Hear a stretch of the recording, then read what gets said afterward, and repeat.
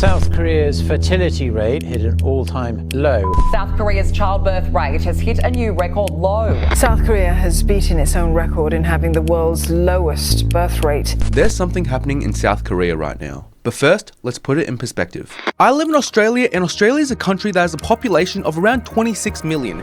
Our most well-known city is Sydney, with a landmass of a bit over 12,000 kilometers squared. Sydney holds about 5 million people. Mind you, people are already saying it's too crowded there. But imagine this. What would happen if all 26 million Australians across the country moved into Sydney? I imagine there'd probably be a couple of issues, right?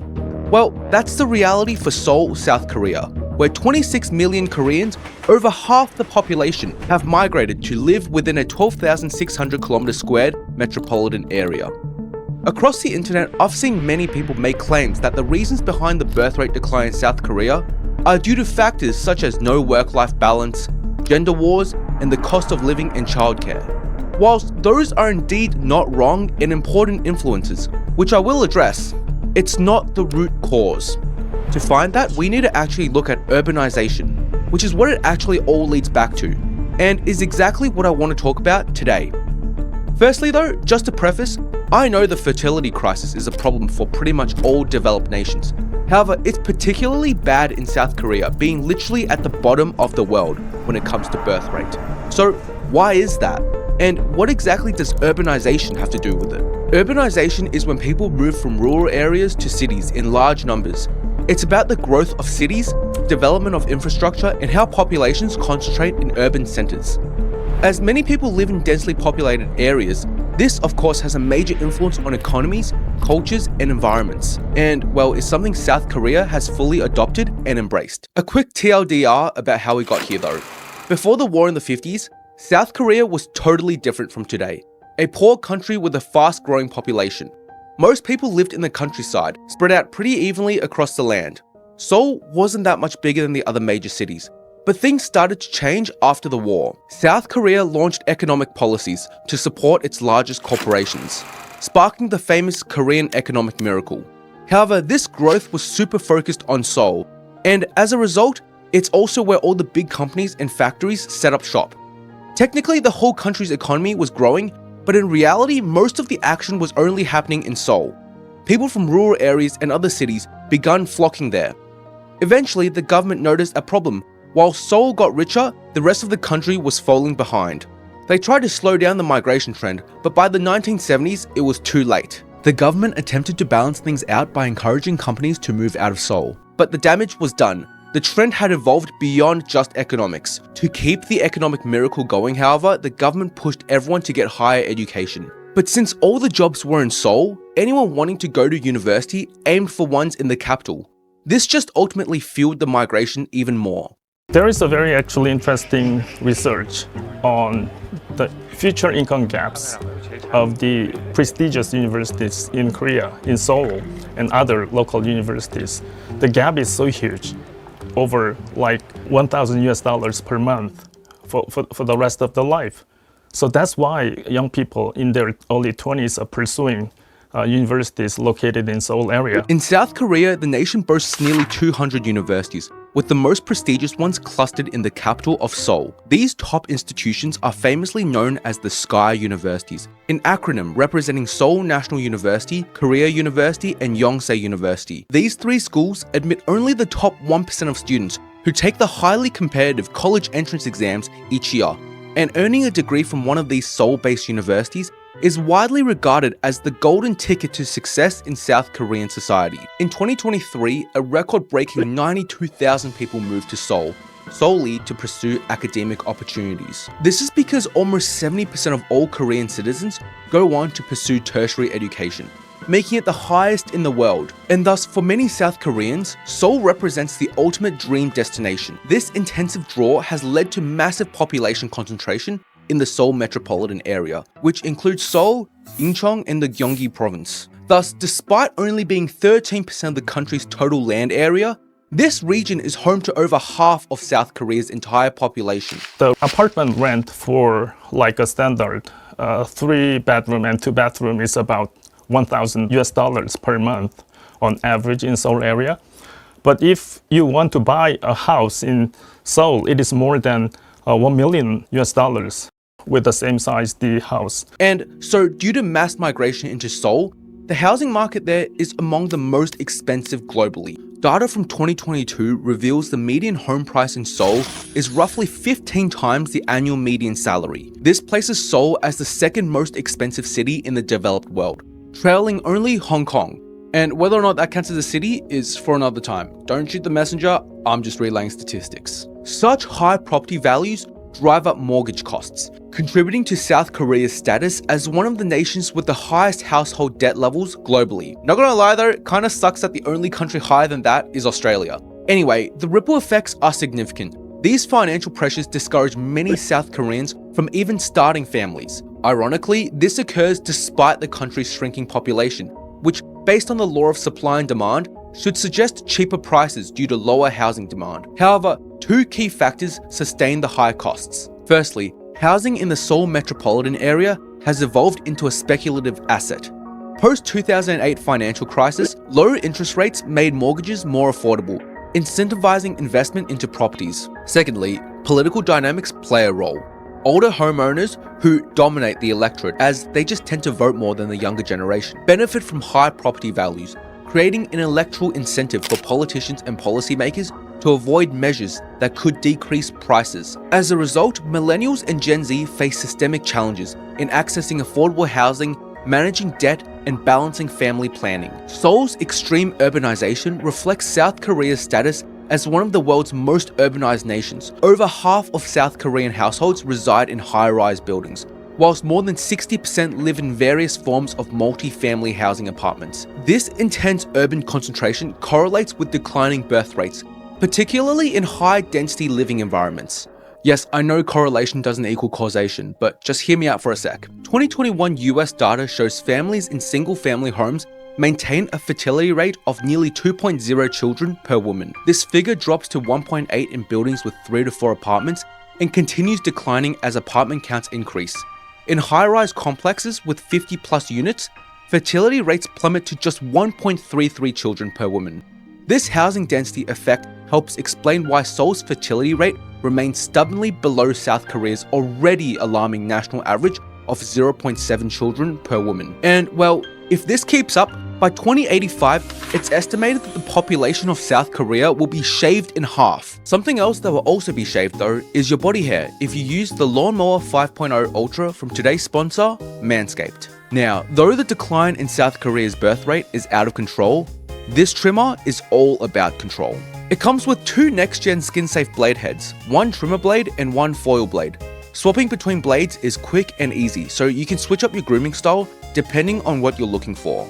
On top of this, their RPM technology prevents the blade from slowing down as the battery drains, which helps further reduce the risk when shaving. You basically get 2 pro-level tools in one, and without breaking the bank. A couple years ago, before I found out about Manscaped, when I was just using your generic off-the-shelf trimmer, it actually short-circuited on me after water got inside it. But now with the Lawnmower 5.0 Ultra, that'll literally never happen again because it's literally waterproof. I've been using Manscaped products long before I even started making YouTube videos, so it's amazing they reached out. If you're interested in picking up one of these bad boys up for yourself, feel free to use my code klaize to take 15% off your entire order. And if you're still hesitant, Manscaped offers a 2-year warranty. Thanks again to Manscaped for sponsoring this video. Now, back to the video. Now, you might be wondering, why not just have a kid without having to own a house and out of wedlock, like many people do in the West? In Korea and throughout East Asia, marriage and childbearing remain more closely linked than any other region globally. This contrasts sharply with more progressive societies such as France or Norway, where, well, a bastard child is fairly common. In 2020, only 2.5% of children in Korea were born outside of marriage, compared to the OECD average of 40%. While non-marital childbearing does occur, it remains extremely socially stigmatized, with single parenthood particularly frowned upon.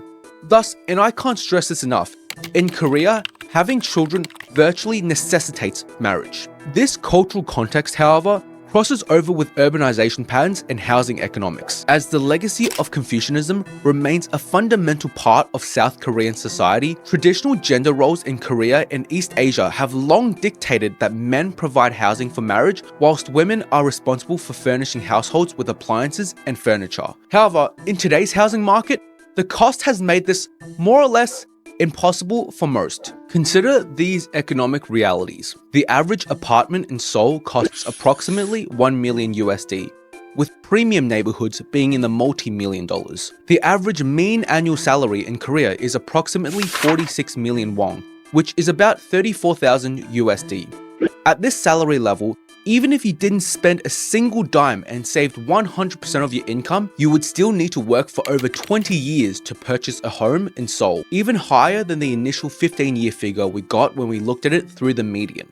And so as men struggle to fulfill their traditional role as home providers, marriage is increasingly delayed. In the 1990s, Korean women typically married around the age of 25. Today though, the average marriage age is 33.7 for men and 31.3 for women. Experts widely attribute this demographic shift primarily to changes in housing economics, caused by, you guessed it, urbanization. I do want to address something else as well though. The gender wars in South Korea essentially stems from both men and women perceiving systemic unfairness in their respective roles. Men often highlight the burden of mandatory military service, which requires 2 years of their lives, as well as risking their lives, during which women can enter a job market and gain a head start.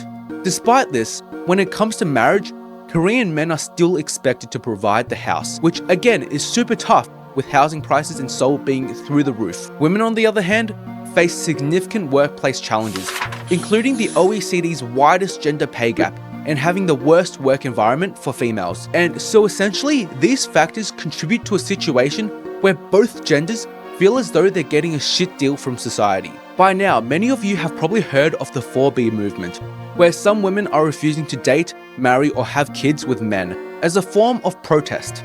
Whilst this definitely affects the birth rate, it's by far not the main reason as to why South Korea's population is shrinking, despite what some TikTokers would want you to believe.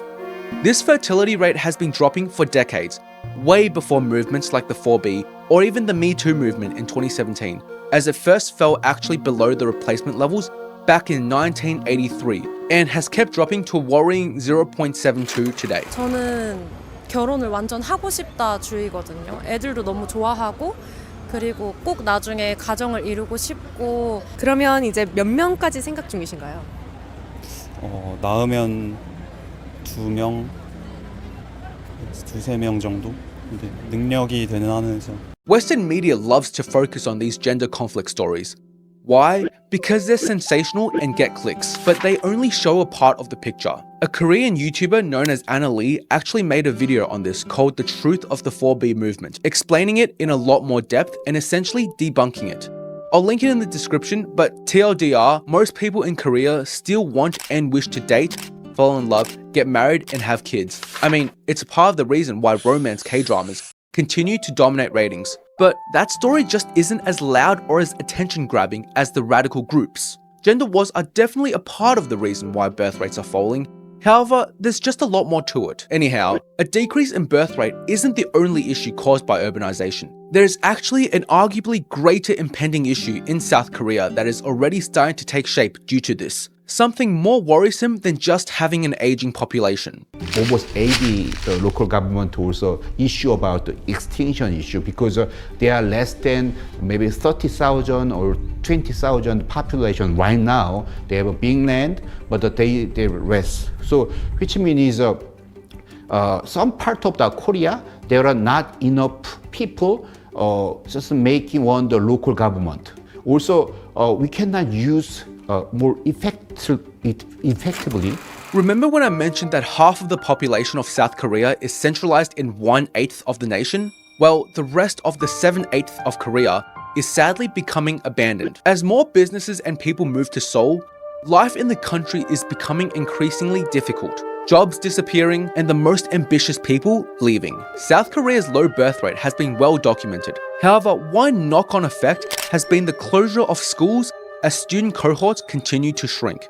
Perhaps you've heard of the statistic that's been thrown around a bit that between 2017 and 2022, 193 schools across South Korea shut down. Actually, since then, it's gotten even worse. However, what people often leave out is that about 9 out of the 10 schools were located outside of the Seoul metropolitan area. And with that being said, the main headache for the government is that even though life outside of Seoul is slowly dwindling, people still live there, and as long as people live there, the government has to keep services running, even though they operate for fewer and fewer people. At where the country stands currently, out of 243 local governments, 89 have been highlighted as risk of going extinct. Essentially, it's like a bus. It's only good for the environment if a certain number of people ride it, but if only one person rides it, it actually produces more greenhouse gas emissions than what a small car would. So I guess the rest of the country outside of Seoul is becoming a kind of black hole that the government has to keep pumping money into, even though the quality of the lives of the people who live there keep getting worse and worse. Ultimately, the rapid urbanization of Korea has created a destructive cycle because of such large-scale migration into Seoul. There's now less opportunities in rural areas, causing more people to move to Seoul, which will in turn create even less opportunities in rural areas. If you've seen my other videos before, this next section is normally where I talk about and offer possible solutions. However, the Korean government have tried multiple different ways to increase birth rate, even to the point of giving nearly 100,000 for each baby that's born. Yet the birth rate continues to remain low. Low-key though, being a millionaire in 10 years just from having 10 kids doesn't sound too bad. I mean, at least you can buy a house in 10 years instead of 20. But this is because the reason Koreans are choosing not to have kids is not fully due to the cost of living crisis, rather a systemic one stemming from rapid urbanization. Don't get me wrong, the South Korean government realized this all the way back in 2003, when Seoul started becoming too crowded. And that's why policymakers created Sejong City in 2007, with the plan to move the capital of the nation more towards the center, thus lowering congestion of people, hopefully resolving many of the underlying issues. However, due to constant setbacks like almost every single year, construction still hasn't been completed, and it's estimated that it won't be until 2030, 27 years after then President Roh Moo-hyun, and who many view as Korea's best president, first conceptualized the idea. So this last section is a bit short, because I guess we'll see what happens in 5 years when Sejong City is finally done. However, if you're curious as to why China is now low-key kinda cool again, you can check out that video here. Thank you so much for watching until the end. If you enjoyed the video, it would mean the world if you gave this video a thumbs up and considered subscribing, as it would help me out a lot. And as always, if you're eating right now, I hope you're having a wonderful meal. I'll see you in the next one.